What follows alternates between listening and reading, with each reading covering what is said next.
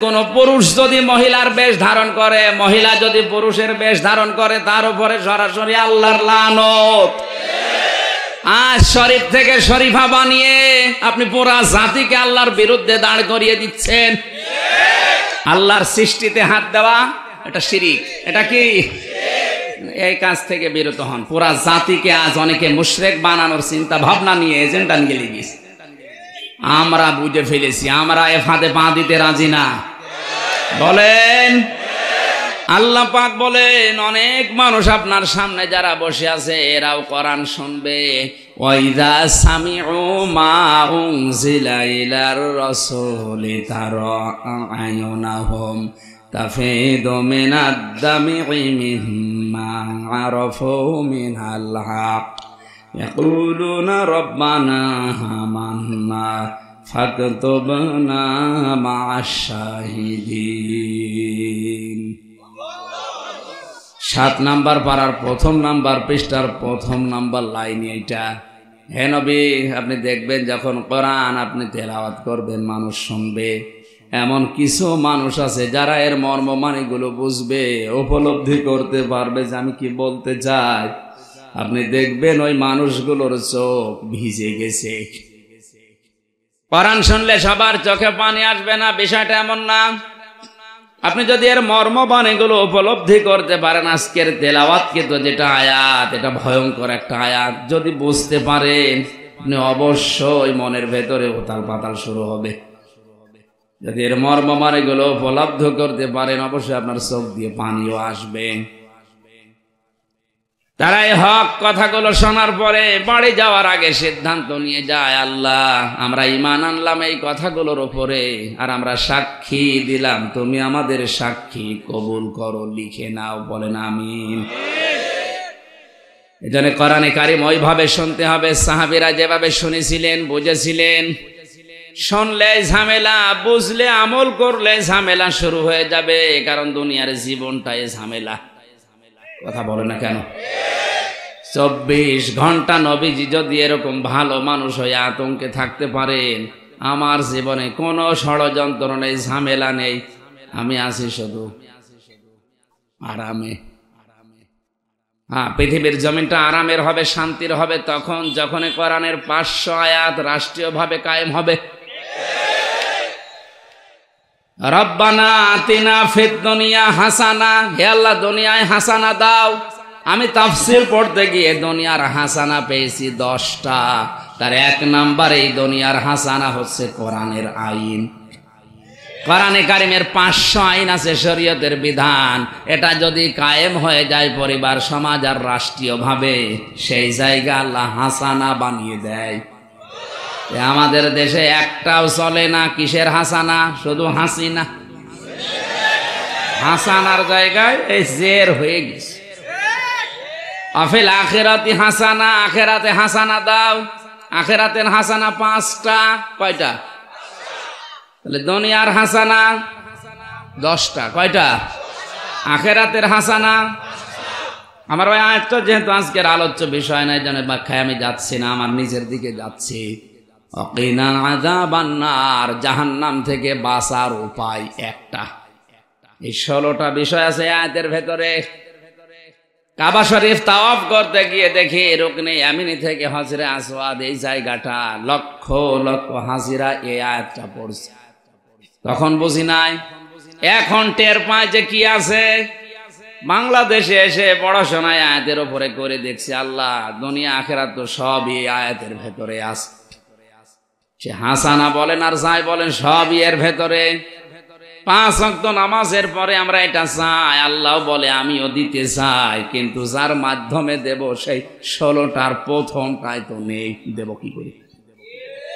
এই জন্য শান্ত শিষ্ট দুনিয়ার জীবনটা কল্যাণময়, একেবারে নীরব নিস্তব্ধ হয়ে যাবে তখন, শান্তিতে কাটানো যাবে তখন, যখন কোরআনের 500 আয়াত কায়েম হবে রাষ্ট্রীয়ভাবে। এটা যদি কায়েম না হয়, হাসানার জায়গায় অন্য কিছু আসবে। কথা বুঝতেছেন? এই জন্য আমাদের উচিত, আমরা যদি নিরাপদে থাকতে চাই, শান্তিতে থাকতে চাই, কোরআনের আইন কায়েম করার জন্যে, বাস্তবে রূপ দেওয়ার জন্যে যে যেখানে আসি ওই জায়গা থেকে উদ্যোগ নেওয়া লাগবে। যদি বলি না এটা শুধু আলেমদের কাজ, ওরা করুক, ওরা আর কয়জন আছে দেশে? হযরতে ইব্রাহিম আলাইহিস সালাম আল্লাহর বিধান পালন করতে পেরেছিলেন ওই সময় যখন তার সন্তান সাপোর্ট দিয়েছে। কথা বলেন না কেন? আল্লাহ রাব্বুল আলামিন বলেন কোরআনে কারিমে, হযরতে ইব্রাহিম আলাইহিস সালাম যখন ছুরি নিয়ে জবাই করার জন্য ব্যস্ত, প্রস্তুতি নিয়েছেন, সন্তানটাও গলা একেবারে ছুরির নিচে দিয়ে প্রস্তুত হয়ে আছে। এই জন্য ফালাম্মা আসলামা দিয়ে বচন দিয়েছেন। এই তাকানে দিকে, ফালাম্মা আসলামা দিয়ে বচন দেওয়ার কারণে যে দুইজনে যখন এগ্রি হয়ে গেছে, রাজি হয়ে গেছে, তখন আমি আল্লাহর বিধান যেটা ছিল এটা পালন করা তাদের জন্য সহজ হয়েছে। ইব্রাহিম নবী যদি বলতেন আমি আল্লাহর বিধান পালন করব, সন্তান ইসমাইল যদি বলতেন না আমার জীবন আমি দেব না, এ বিধান পালন করা জীবনেও সম্ভব হতো? আসতে বলেন। এদেশের আলেমরা কিন্তু আর কিছু না জানুক, কামেল যারা পাশ করেছে, দাওরা যারা পাশ করেছে, অনার্স মাস্টার্স করেছে, অন্তত শিক্ষা ব্যবস্থায় যায় থাকুক, কিছু না জানলেও এইটা জানে যে কোরআনের আইন প্রতিষ্ঠা করা ফরজ। এক কথা বলেন, প্রত্যেকটা আলেম অন্তত এটা জানে। আলেম আর কয়জন আছে, এরা কি করবে তুমি মাথায় দিয়ে? 18 কোটি মানুষ ইসমাইলের ভূমিকায় আসা লাগবে। এক কথা বলেন, আলেম যারা নবীর ওয়ারিস দাবি করছে, আমাদেরকেও হযরতে ইব্রাহিমের ভূমিকায় অবতীর্ণ হওয়া লাগবে। 96% মুসলমান যদি ইসমাইল নবীর ভূমিকায় ময়দানে চলে আসে, আর আলেম যারা আছে এরা যদি ইব্রাহিম নবীর ভূমিকা পালন করে, এই দেশে কোনো আলেম জেলখানায় থাকবে না। আলেমরা জেলখানায় আছে আপনি কোন কারণে বলেন তো? একটাও কি ধর্ষণ করেছে? আমি যত আলেম পেয়েছি, মানে 76 জন ছিলাম এক রুমে, এই পাশাপাশি সব কন্ডেম সেলের ভেতরে এক এক রুমে 1 জন 2 জন 3 জন করে। এই 3টা বছরের ভেতরে প্রত্যেকের সাথেই তো অন্তত পরিচিত হয়েছে। কেউ জেনা করেনি, কেউ টাকা বেগম পাড়ায় পাঠায়নি, তার শরীরই চলে না, বেগম পাড়ায় পাঠাবে কি করে? কেউ ঘুষও খায় না, কেউ সুদও খায় না, কেউ মানুষ হত্যাও করেনি, অথচ কেউ 3 বছর 5 বছর 10 বছর, কেউ 20 বছর 25 বছর 30 বছর আলেম আছে জেলখানায়। আলজেরিয়া আব্বাস মাদানি আজ 32 বছর জেলে। এজন্য আলেম আমরা যারা আছি নবীর ওয়ারিস, আমাদেরকে ইব্রাহিম নবীর ভূমিকায় শুধু আসলে হবে না, জনগণ 18 কোটি এদেরকে ইসমাইল নবীর ভূমিকা নেওয়া লাগবে। এজন্য আল্লাহ আসলামা টান দিয়েছেন, ফালাম্মা আসলামা ওয়া তাল্লাহু লিল জাবিন। আল্লাহর সঙ্গে সঙ্গে কিন্তু ডাক দিয়েছিলেন, ওয়ানাদাইনাহু আইয়া ইব্রাহিম। আমরা যদি ওই ভূমিকায় আসতে পারি তখন আল্লাহ আমাদের ডাক দেবেন। এ বাংলাদেশের মানুষের আমি বুঝে ফেলেছি, আমার বিধান ছাড়া তোরা কিছু চাস না। এবার রব্বানা আতিনা ফিদ দুনিয়া দোয়া করতে দেরি হবে, শান্তি নিরাপত্তা দিতে দেরি হবে না। খালি সারা জীবন দোয়া করে যাচ্ছে, অথচ 10টা হাসানার একটা আজও পায়নি। আপনার কি দেবে কি? এটা তো শুধু দোয়া করার বিষয় ছিল না, বিশ্বনবীকে কঠিন জায়গায় আল্লাহ দোয়া শিখিয়েছেন। যত দোয়া কোরআনে পাবেন দেখবেন একটাও কোনো নিরাপদ জায়গায় নাজিল হয়নি, সবগুলো কঠিন অবস্থায়।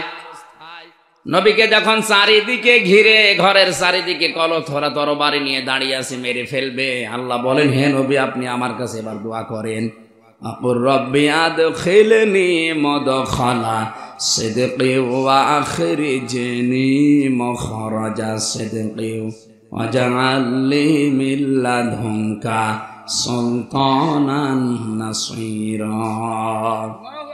সূরা বানি ইসরাইলের আয়াত 82 নম্বর আয়াত। আমি এখানে বোঝার জন্য বলছি, এই আয়াতটা যখন আল্লাহ নবীকে শেখাচ্ছেন এই দোয়াটা, এটা কিন্তু যায় নামাজে বসে বসে না। কথা বলেন না কেন?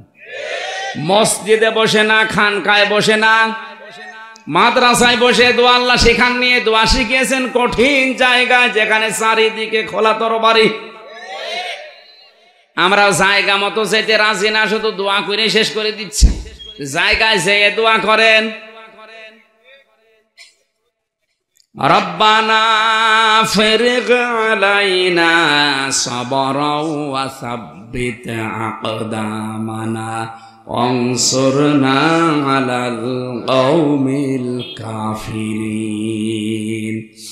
এই আয়াতগুলো আল্লাহ যে দোয়া হিসাবে আমরা পড়ি, কোথায় কোথায় নাজিল হয়েছে ওইটার শানে নজুল, ওইটার ঐতিহাসিক প্রেক্ষাপট অনেকেই জানি না। এই জন্য দোয়া করছি বসে বসে খানকায়, অথচ খানকার দোয়া না, এটা ময়দানের দোয়া। নবীজি দোয়া করলেন, আল্লাহ শিখিয়ে দিচ্ছেন যে নবী আপনি আমার কাছে বলেন, কবুল করবে কে? শিখিয়ে দিচ্ছে কে? তাহলে এই দোয়া কবুল হতে আর দেরি হবে? আল্লাহ শিখিয়ে দিচ্ছে, কবুলও করবে তিনি। বলছেন নবী আপনি বলেন যে আল্লাহ তুমি আমাকে ঘর থেকে যদি বের করে দাও, নিরাপদে বের করে দিও, রাস্তায় যেন কোনো বিপদ আপদ না হয়।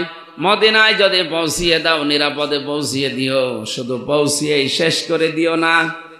মিল্লা দুঙ্কা সুলতানান নাসিরা, মদিনাতে যাওয়ার পরে তুমি আমার এমন একটা রাষ্ট্রীয় ক্ষমতা দিও, যেই ক্ষমতার ভেতরে তোমার সাহায্য থাকে। আল্লাহর সাহায্য না থাকলে রাষ্ট্রীয় ক্ষমতা চালানো সম্ভব না। আমরা তো অনেকে এখন আমেরিকা, রাশিয়া, চীন, ভারত এদের দিকে তাকিয়ে আছি যে এরা সাহায্য করলে চলতে পারবো না। আল্লাহর সাহায্য না থাকলে জীবনও আপনি চালাতে পারবেন না। শ্রীলঙ্কার মতো শেষে প্লেনের পাখা ধরে পালানো লাগবে। এজন্য রাষ্ট্রীয় ক্ষমতা চালাতে হলে সাহায্য লাগবে কার? আরে ক্ষমতা যে দরকার আল্লাহ এইটা জানে না? কেন শিখিয়ে দিচ্ছেন যে আমার কাছে দোয়া করেন যে আল্লাহ আমাকে রাষ্ট্র ক্ষমতা দাও, যার ভেতরে তোমার সাহায্য থাকে। রাষ্ট্র ক্ষমতার কথা বললেই কিছু মানুষ রাজনীতি মনে করে মানুষকে উল্টা পাল্টা বোঝায়। আমার মনে হয় নবী এখন বেঁচে থাকলেও নবীকে ওইটা বলতো। কথা বলেন, এ দোয়া করতো কে? নবীজি। এ দোয়া করতো কে? কারণ শিখিয়ে দিচ্ছেন আল্লাহ এ দোয়া করা লাগবে। এজন্য রাষ্ট্রীয় ভাবে বিধান যদি চালু না হয়, তাহলে শান্তিতে নিরাপত্তা নিয়ে থাকা সম্ভব না। 24 ঘন্টা আপনি আতঙ্কে থাকবেন। হ্যাঁ, টাকা পয়সা কামাই হবে না তা না। এই জন্য জমার দিন আজান হওয়ার সঙ্গে সঙ্গে দুনিয়ার সব কাজ কাম বন্ধ করে দিয়ে, বেচা কেনা, ব্যবসা বাণিজ্য বাদ দিয়ে নামাজের জন্য দৌড়াতে আদেশ দিয়েছে আল্লাহ। খেলা করার জন্য দিয়েছে? বাস্তবে আয়াতটার দিকে তাকান। ইযা নুদিয়া লিস-সালাতি মিন ইয়াউমিল জুমআতি ফাসআউ ইলা যিকিরিল্লাহি ওয়া দারুল বাই'। আল্লাহ পাক বলেন, যখন জমার দিন আযান দেওয়া হয়, খেয়াল করে শুনবেন, তখন সব কিছু বাদ দাও, বেচা কিনা, ব্যবসা বাণিজ্য, কাজ কারবার বাদ দিয়ে দৌড়াও নামাজের দিকে। কিসের দিকে? যালিকুম খায়রুল লাকুম, এইটাই ভালো কাজ। এটা ইন কুনতুম তা'লামুন, যদি তোমরা বুঝে থাকো। বাস্তবতায় আমি আয়াতটা মিলিয়ে দেখলাম আল্লাহর বক্তব্যের সাথে প্রথমে আমার এই চিন্তা মিলছে না। কারণ আল্লাহ নামাজের জন্য দৌড়াতে বললেন, আমি এমন একটা গুরুত্বপূর্ণ কাজে আছি যে কাজটা করলে এখন 5 লাখ টাকা পাবো, এরকম কাজ নেই। কথা বুঝতেছে? আল কোরআন রিসার্চ ফাউন্ডেশনের যিনি চেয়ারম্যান ডাক্তার মতিয়ার রহমান, উনি 15 মিনিট করে একটা করে অপারেশন করে। এক এক অপারেশনে 1 লাখের উপরে টাকা নেয়। 1 ঘন্টায় যদি 4টা করে কয় লাখ? আসতে বলেন।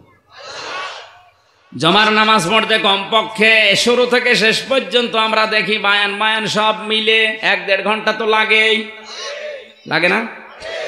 1-1.5 ঘন্টায় ওর উপায় হবে কত? এই জবাব দেন না কেন? 6 লাখ টাকা ওর উপায়। আল্লাহ বললেন ওইটাও বাদ দাও, আগে নামাজে যাও, নামাজটা শেষ করো। এইটাই ভালো কাজ, এইটাই লাভজনক কাজ। আল্লাহ কি ওনার চাইতে বেশি বোঝে না কম বোঝে? এখন ডাক্তার মতিয়ার রহমান যদি বলেন আল্লাহ তো মেলে না, আমি 1.5 ঘন্টা নামাজ ওই না পড়ে যদি কাজটা করতাম 6 লাখ টাকা আমার উপায় ছিল, আর আপনি বলছেন এইটা লাভজনক, নামাজ পড়তে যাও, মিলছে না। তাফসিরে মুফাসসির লিখেছেন আল্লাহ কেন এটা লাভজনক, এটা ভালো কাজ এই কথা বললেন কেন? কারণ আপনি 1.5 ঘন্টা নামাজ পড়তে গিয়ে যে বিষয়গুলো ওখানে পাবেন, ইমামদের উচিত হচ্ছে 7 দিনে ব্যক্তি, পরিবার, সমাজ আর রাষ্ট্রে যেগুলো ঘটে ওইগুলো কোরআন হাদিসের মাধ্যমে সতর্ক করার জন্য তুলে ধরা। এটা ইমামের কাজ, যেটা খতিব হবে তার। এখন তো এই খতিব এখন দেশে অল্প, আর এই খতিব হতে গেলে সে খতিব শেষ। অথচ খতিবের কাজই ছিল এটা, 7 দিন উনি পরিবার, সমাজ, রাষ্ট্র দেখবে কোন কোন জায়গায় ঔষধ দেওয়া যায়, ওই জায়গাগুলো সব চিহ্নিত করে 7 দিনে উনি খুতবা বানাবে, জমার দিন হাজারো মানুষের সামনে উনি উপস্থাপন করবে। এটা জমার নামাজ না? এই জমার নামাজ দেশে আছে? আল্লাহ পাক যা জানিয়ে দিলেন যে সব চাইতে এই 1.5 ঘন্টার ভেতরে তুমি যতই লাভ করো উত্তম এইটা, এই কারণেই বলেছেন আপনি এই 1.5 ঘন্টায় যে শিক্ষাটা পাবেন, এই শিক্ষাটা যদি পরিবার, সমাজ আর রাষ্ট্রের ভেতরে কায়েম হয়ে যায়, পুরা এলাকা হয়ে যাবে জান্নাতের মতো। আসতে বলেন। অথচ এই কাজ না করে যে সমাজে নামাজ নেই, যে পরিবারে নামাজ নেই, যে রাষ্ট্রে নামাজ নেই, ওই পরিবারে আপনি 1.5 ঘন্টায় 6 লাখ টাকা কামাই করবেন, অসুবিধা নেই। টাকাগুলো নিয়ে এই ঢাকা থেকে মানিকগঞ্জে বাড়িতে আসবেন, রাস্তায় এই 50 কিলোর ভেতরে ছিনতাই হওয়ার সম্ভাবনা আছে, ডাকাতি হওয়ার সম্ভাবনা আছে। টাকা যদি দিতে না চান আপনাকে মেরেও ফেলতে। আসতে বলেন।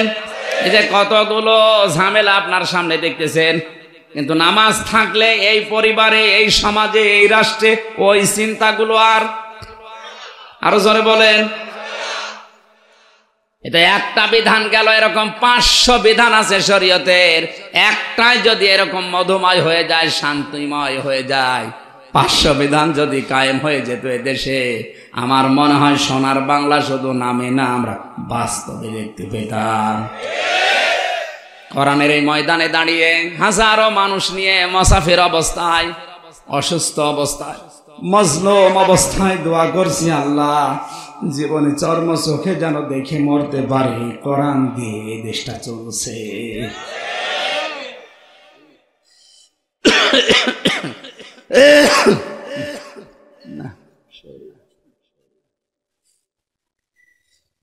ভেতর থেকে আসার পরে এখনো পর্যন্ত স্বাভাবিক হয়নি শরীর, ভেতরে সব খোলা হয়ে আছে, তো এগুলো পূরণ করতে আরো কিছুদিন সময় লাগবে। আর এরপরও চাপ চলছে অনেক বেশি, 2, 3টা 4টা করে প্রতিদিন। আজকে মনে হয় 3টা হয়ে গেল। আর গলাই পারবে কত, আর আমার এমনি শরীর চলে না, কত পারা যায়। অল্প সময় কথা বলে বলে শেষ করছি, তারপরও হচ্ছে না, কণ্ঠও সাপোর্ট দিচ্ছে না, শরীর তো পারছেই না। দোয়া করছি, আল্লাহ তুমি আমার কণ্ঠটা আবার ওই স্বাভাবিক অবস্থায় ফিরিয়ে দাও। দরুদ আর সালাম পড়ছি আমাদের নবী মুহাম্মদুর রাসূলুল্লাহ সাল্লাল্লাহু আলাইহি ওয়াসাল্লামের প্রতি, যার আনিত আদর্শ পেয়ে আমরা খুশি। এই একটাই মাত্র মানুষ আল্লাহ দুনিয়ায় পাঠিয়েছিলেন, যাকে মেনে নিলে জীবনের গুনাহ মাফ হয়ে যায়।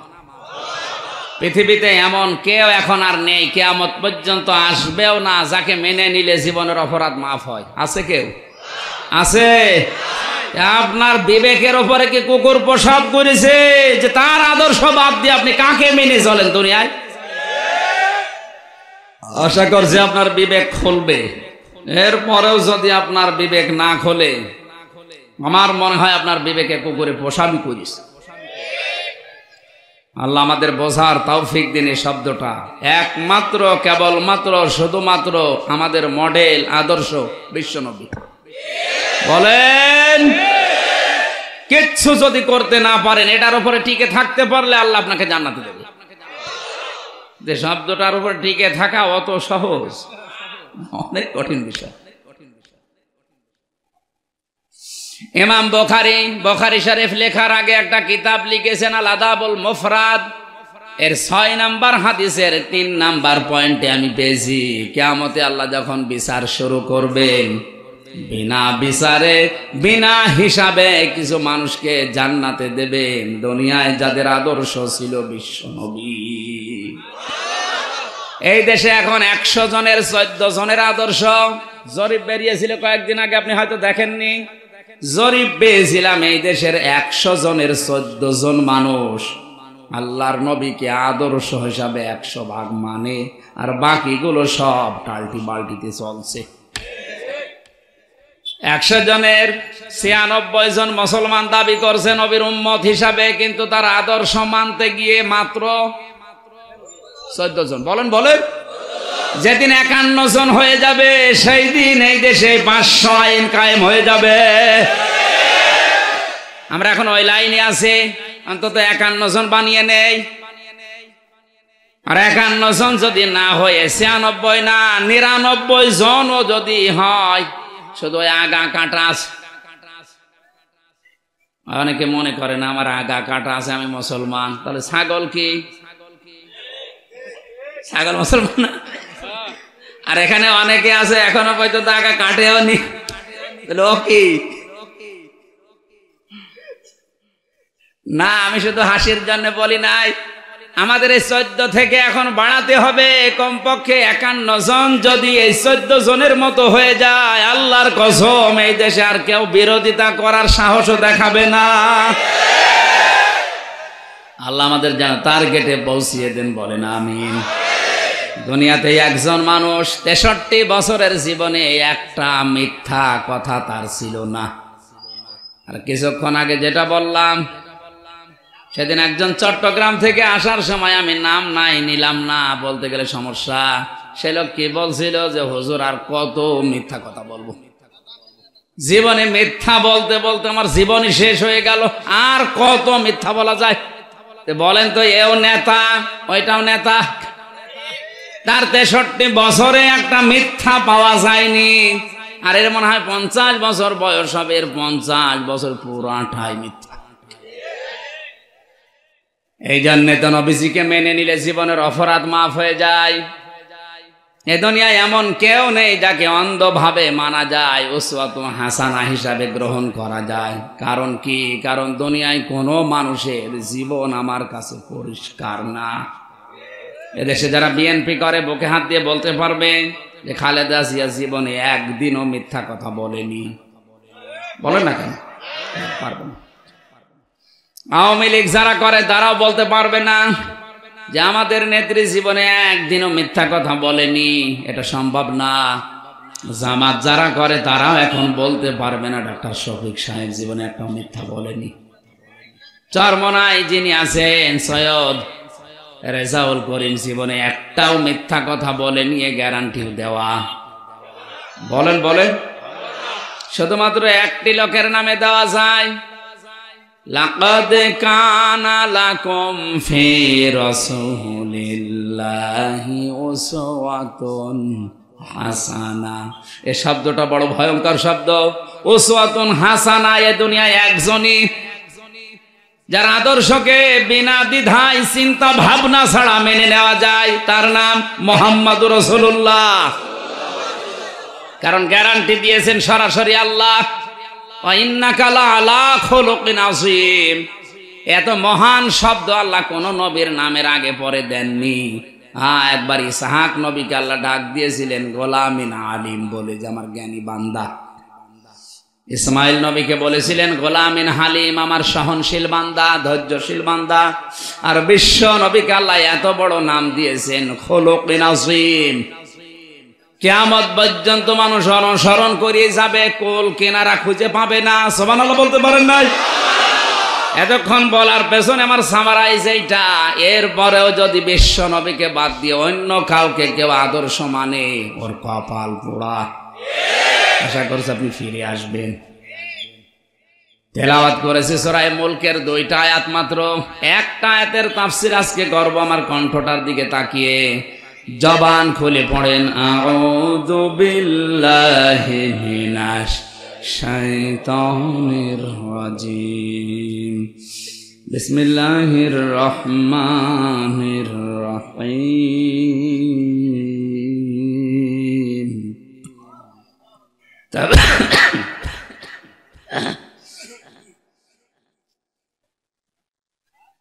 তাবারাকাল্লাযী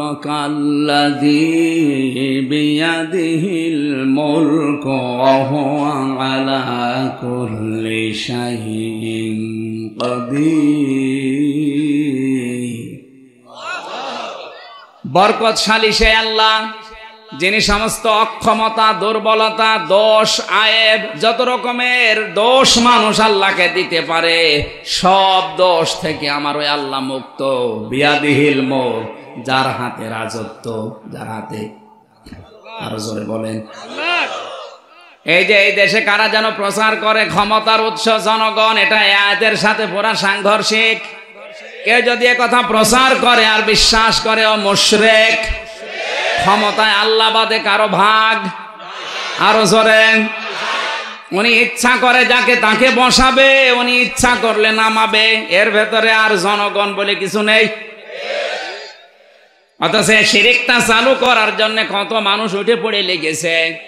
জাতিকে আজ মুশরিক বানানোর জন্য বিভিন্ন পায়তারা চলছে এই দেশে, বিভিন্ন সাইডের ইঙ্গিতে। এই কথা বলেন না কেন? যারা হতে চান হন, আমাদের নিষেধ নেই, কিন্তু আমরা মুশরিক হতে চাই না। কথা বলেন। আপনাদের হয়তো এ জগৎই শেষ, কিন্তু আমাদের আরেকটা জগৎ আছে, ওখানে মুশরিকদের কোনো ক্ষমা, কোনো ক্ষমা। আমরা অন্যান্য আর যাই গোনা করি না কেন, আল্লাহ ইচ্ছা করলে আমাদের মাফ করে দেবে, কিন্তু শিরিক মুশরিক হয়ে মরে গেলে আমাদের কোনো মাফ নেই। নিজেরা জাহান্নামে যাচ্ছেন, জান আমাদেরকে নেবেন না। নবীজির চাচা মারা গিয়েছিল আবু তালেব মুশরিক অবস্থায়। কি অবস্থায়? আরো জোরে বলেন। বিশ্বনবী নিজে কবরের পাশে হাত তুলে বলেছেন, আল্লাহ তুমি আর যাই করো আমার চাচাকে মাফ করে দাও। জিবরাইল এসে বলে হাত নামান। কার জন্য হাত তুলেছেন? এই লোকটা আপনার চাচা, আল্লাহ জানে। এই যে সারা জীবন আপনাকে ভালোবাসা দিয়ে চমা দিয়ে বাড়িতে রেখে লালন পালন করেছে, আল্লাহ দেখেছে, কিন্তু লোকটা মুশরিক। আরো জোরে, লোকটা তো মুশরিক। মা কানা লিন নাবিয়্যি ওয়াল্লাযীনা আমানু আইয়াস্তাগফিরু লিল মুশরিকিন। সূরা তাওবার 113 নম্বর আয়াত, প্রথম অংশে আছে, কোন নবীর জন্য, কোন ইমানদারের জন্য শোভনীয় না, উচিত না, এটা জায়েজ না, বৈধ না যে কোনো মুশরিকের জন্য আমি আল্লাহর কাছে ক্ষমা চাবে, যদি ওইটা নিজের নিকট আত্মীয় হয়। মুশরিকের জন্য ক্ষমা চাওয়া নিষেধ কার পক্ষ থেকে? অথচ জাতিকে যারা আজ মুশরিক বানানোর পায় তারা করছেন। আপনি কোথায় নিয়ে যেতে চাচ্ছেন আপনি না বুঝলেও আমরা বুঝে ফেলেছি। কথা বলা লাগবে। শিক্ষা ব্যবস্থা থেকে শুরু করে বাস্তবে বিভিন্ন জায়গায় শিরিক ঢুকিয়ে আমাদেরকে মুশরিক জাতিতে রূপান্তর করার চেষ্টা চলছে। আল্লাহর সৃষ্টির ভেতরে হাত দেওয়া শিরিক। সূরা নিসার ভেতরে আছে আল্লাহর সৃষ্টিতে হাত দেওয়া। কথা বলেন। এই জন্য নবীজি জানিয়েছেন, কোন পুরুষ যদি মহিলার বেশ ধারণ করে, মহিলা যদি পুরুষের বেশ ধারণ করে, তার উপরে সরাসরি আল্লাহর লানত। আজ শরীফ থেকে শরীফা বানিয়ে আপনি পুরা জাতিকে আল্লাহর বিরুদ্ধে দাঁড় করিয়ে দিচ্ছেন। কাদের বুদ্ধিতে এটা হচ্ছে আমি জানি না। যারাই করছেন থামেন, না আগামী প্রজন্ম জারজ দিয়ে ভরে যাবে। সকালে বেটা শরীফ, বিকালে বলছে না আমি শরীফা। শরীফা বললে আপনি হবেন মাল, তো আপনি শরীফই আছেন। বিকাল বেলায় আপনি বলেন যদি আমার মহিলা হোস্টেলে সিট দেওয়া লাগবে, কারণ এখন আমি আর শরীফ নেই, হয়ে গেছি শরীফা। রাষ্ট্রীয়ভাবে যদি এটা কায়েম হয়ে যায়, আপনাকে তো বাধ্য হয়ে আমার সিট দেওয়া লাগবে। সিট না দিলে আবার আমার বিরুদ্ধে মামলা হবে। কিন্তু ওই হোস্টেলে আমার বোন আছে, আমার মেয়ে আছে, এই কথা বলেন না কেন? আপনি যতই শরীফা শরীফা চিল্লান, আপনি মালটা কি? আপনি ওখানে থাকলে কি হবে? আপনি টের পাচ্ছেন কোন জায়গায় যাচ্ছে? কিছু তো টের পাননি। মানে এই আর কি, এ আর কি, আগামী কয়েক বছর যাক দেখেন, বাধ্য হয়ে আপনাকে সিট দেওয়া লাগবে শরীফাকে। ও কিয়ামত পর্যন্ত যদি চিল্লায় আমি শরীফা হবে? মাল তো শরীফ, মাল কি? ওই হোস্টেলে আপনার বোন আছে, আপনার মেয়ে আছে, ওখানে কি তৈরি হবে? যারো যায়, কথা বলেন না কেন? আল্লাহর সৃষ্টিতে হাত দেওয়া এটা শিরিক। এটা কি? এই কাজ থেকে বিরত হন। পুরা জাতিকে আজ অনেকে মুশরিক বানানোর চিন্তা ভাবনা নিয়ে এজেন্ডা নিয়ে লেগেছে। আমরা বুঝে ফেলেছি, আমরা এ ফাঁদে পা দিতে রাজি না। বলেন, বিশ্বনবীকে যেদিন নবুয়ত দেওয়া হয় ওই দিন কিন্তু 3 বার বুকে চাপ দিয়েছিল ফেরেশতা।